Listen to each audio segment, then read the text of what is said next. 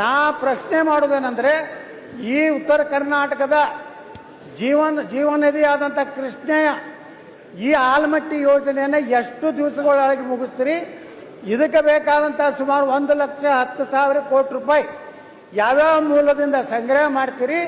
ಇದಕ್ಕೊಂದು time fix ಮಾಡಿ, ಹಳೆಯ ರೈತರದೇನು ಭೂಮಿದು ಹಣ ತಕ್ಷಣ ಬಿಡುಗಡೆ ಮಾಡಿ.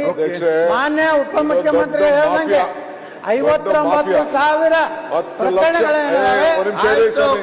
10 ಲಕ್ಷ ಭೂಮಿ ಬೆಲೆ ಇದ್ರೆ 10 ಕೋಟಿ ಅವಾರ್ಡ್ ಮಾಡವ್ರೆ. ಹಂಗಂತ ಅನ್ಬಿಟ್ಟು ನಮ್ಮ ಆಫೀಸರ್ಸು ನಮ್ಮ ವಕೀಲರು ಯಾವನ ಅಡ್ಜಸ್ಟ್ಮೆಂಟ್ ಮಾಡ್ಕೊಬಿಟ್ಟು ಅಂತ ಅನ್ಬಿಟ್ಟು ನಾನ್ ಕೊಡಕ್ಕಂತೂ ತಯಾರಿಲ್ಲ. ಇದು ಸಾಧ್ಯ ಇಲ್ಲ, ಯಾವ ಸರ್ಕಾರ ಕೊಡಕ್ಕೂ ಸಾಧ್ಯ ಇಲ್ಲ. ಅಧ್ಯಕ್ಷ, ಇದು ಈ ರೀತಿ ಉತ್ತರ ನಾವು ನಿರೀಕ್ಷೆ ಮಾಡೋದಿಲ್ಲ. ನಮ್ಮ ರಾಜ್ಯದ ಹಿತನ ಯಾವ ರೀತಿ ಕಾಪಾಡಬೇಕು ಆ ಕೆಲಸ ನಾವು ಮಾಡ್ತೀವಿ. ನಾನು ಈ ಅಪೀಲ್ ಆರ್ಡರ್ಗೆಲ್ಲ ನಾನು ಒಪ್ಪಿಕೊಂಡು ಕೋರ್ಟ್ ಹೇಳಿದಕ್ಕೆ ಇವರು ಒಂದ್ ರೀತಿ ಇದಕ್ಕೆ ಯಾವ ನ್ಯಾಯಾಲಯದ ಆದೇಶವನ್ನು ಸಹ ಇವತ್ತು ಪರಿಗಣಿಸದೆ ಇಂಥ ಸದನ ಸಮಿತಿ ಸದನದಲ್ಲಿ ಈ ರೀತಿ ಉತ್ತರ ಕೊಟ್ಟು ರೈತರಿಗೆ ಸಿಗಬೇಕಾದಂತ ನ್ಯಾಯ ಕೊಡ್ತಾ ಇಲ್ಲ ಅಧ್ಯಕ್ಷರೇ.